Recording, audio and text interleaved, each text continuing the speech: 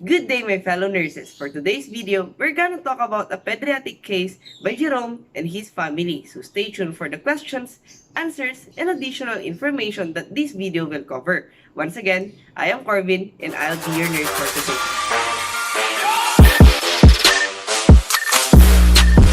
The situation starts with Jerome, a 5-year-old kindergarten pupil in one of the private schools in town. As long as Jerome can play on his own, he has no problem. He likes to build wheel blocks and push cars around. He often repeats the actions over and over. He follows the classroom routines but rarely interacts with other children. He doesn't like make-believe games and seems to have no imagination. When there are changes in routine, Jerome is at his worst, crying and refusing to do what he is asked to do. He rarely shows affection even when his parents drop him off or pick him up. We also notice that his 24-month-old brother Vince is acting in the same manner when we see him at pick up or drop off time. He has a wooden rattle that he likes to bang against the stroller. It seems like he is not interested in other children, his brother, or even his parents. He also becomes agitated if he does not have his favorite toy. The parents work shifts so that one of them is always there to take care of the children. They are living far from their family and relatives. Both appear reserved and don't engage much with the other parents and caregivers waiting at the kindergarten door.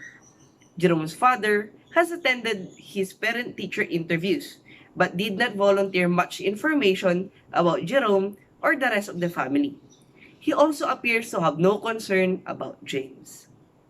Now that we know the situation already, let's go to the question. The first question is that, what are Jerome's strengths? The patient shows a high level of independence and initiative. As stated, the patient prefers to play using blocks and cars. This shows a good mark of creativity. Jerome can also play on his own. However, it is noteworthy that Jerome doesn't participate nor like make-believe games and seems to have no imagination. Also, though he follows classroom rules and policies, he rarely interacts with other children, another sign that the patient may be suffering from an illness or a cognitive delay. As for the second question, what can Jerome do? In consonance with the answer earlier, the patient prefers to play using blocks and cars. Also, the patient can also play on his own. Additionally, Jerome can also follow classroom rules and policies without any delay. However, interactions are limited and the patient shows signs of low to no imagination. Finally, the patient doesn't participate in make-believe plays. And for the third question, how does Jerome development compare to the development of a 5-year-old? Jerome shows regression and abnormality in his cognitive development. Jerome rather isolates himself rather than participate in associative plays. The patient was also observed to be reserved and doesn't participate in make-believe plays. This is in contrary in a normal development observed in 5-year-old children. As observed, a common 5-year-old child should be able to build social, emotional, and thinking skill without or through play. Also, imaginative and social play is common in their age. It is also noteworthy that by the age of 5, children would then engage and begin in best friendship, a rather instant that is not observed with the patient. Finally, it is then noted that the patient expresses agitation when a sudden change in routine have occurred. Compared to a common 5-year-old, Jerome should have better control over her feeling. Moreover, a common 5-year-old often talks a lot, but on the case of Jerome, he is rather uninterested in sharing his thoughts with his classmates and even his parents. As per independence, the patient expresses high level of independence. And for the fourth question, how does Vince's development compare to the development of a 24-month-old? As per the observation of a common 2-year-old, the situation of Vince can be expected.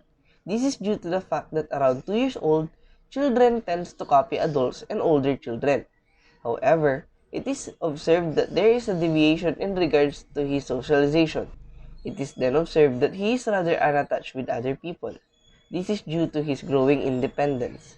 Finally, similar to his brother Jerome, it is then observed that there is an agitation when there is a sudden change in his routine. For the fifth question, what are we going to discuss with the parents? So as a pediatric nurse, it is then a responsibility to address the development problem within the patient. It is best to address such developmental challenge experienced by Jerome to give proper intervention as soon as possible. Moreover, screening tests should be encouraged to properly assess the patient. And finally, have a health teaching focusing on giving tips on how to guide their children in their development. And as for the number 6, discuss my impression of the situation. So at first, the situation is rather ambiguous, but rather a true examination of the situation along with the prioritization of the problem and using smart method, the situation becomes simple.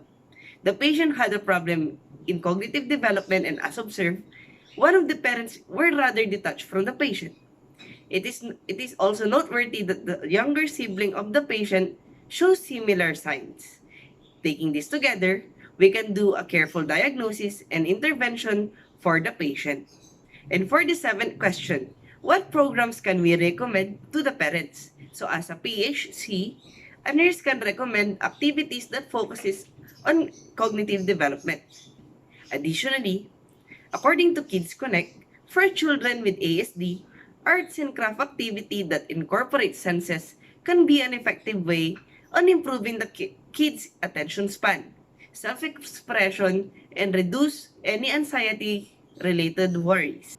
Furthermore, examples of activities that can be done are as follows. So first, we have sensory battle. Second, coin rubbing. Third, thread edible jewelry. Fourth, sensory collage. And for the fifth, we have ice painting. For the sixth, we have a smelling game. And finally, for the number 7, we have the magical matching. And for the number 8, what screening test can we do? For the developmental milestone, we have a formal Denver Developmental Screening Test or the DDST number 2. The patient should also be tested for autism for 18 months and 24 months according to the American Academy of Pediatrics. And if there's a problem, our doctor will refer for an early intervention program. And finally, for the parent-child social behavior and developmental milestone, we also have history and observation. It is also required. And for the ninth question, how can we support the parents as they seek a referral to a specialist? By doing a careful assessment, a nurse can provide assurance along with a list of benefits of such process. Also, by explaining such complex process, there will be a greater success and response rate from the patient and his family. Furthermore, by providing emotional support, this can further help therapeutically in the family. These are only a sample of vast array of methods in helping the patient in seeking a referral. And for the 10th question, what are the major problems that we addressed to Jerome? So first, we have the impaired social interactions and communication. Second, regression and delayed cognitive growth. Third, failure to achieve optimal sense of control. And for the last one, we have the lack of understanding and support provided by the parents. And for the 11th question, explain the theories of growth and development of Jerome as to number 1, Freud's psychosexual theory. According to the theory of Freud, Jerome belongs to a phallic stage. Phallic stage concentrate in sexual interaction as a new source of pleasure. In application to the situation of the client, not much has been mentioned regarding this matter. In Erickson's psychosocial theory, Jerome falls in initiative versus guilt stage. During this stage, children assert themselves more frequently through directing play and other social interaction. Also, according to B in 1992, it is a time of vigor of action and behavior that the parents may see as aggressive. In application to the situation of the client rather interacts with other children. This inhibits his creativity and consequently his initiative. Finally, If undeveloped, the client wouldn't be able to know how to exercise self-control, which can be observed in his agitation when such changes in routines occur.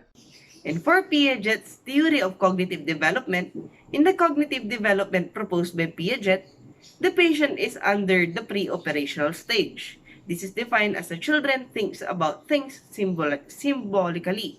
Such symbolism was rather reduced. This is due to the patient showing little to no imagination.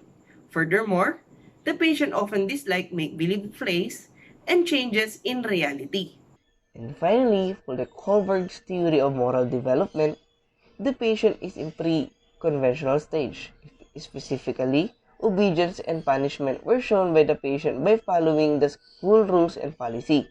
Furthermore, the patient also follows the school routines and hates when sudden changes occurs. Thus, this implies that the patient is having a high level of obedience. And for the 12th question, as a nurse, how are we going to respond therapeutically for the response of Jerome? Actually, we have a lot.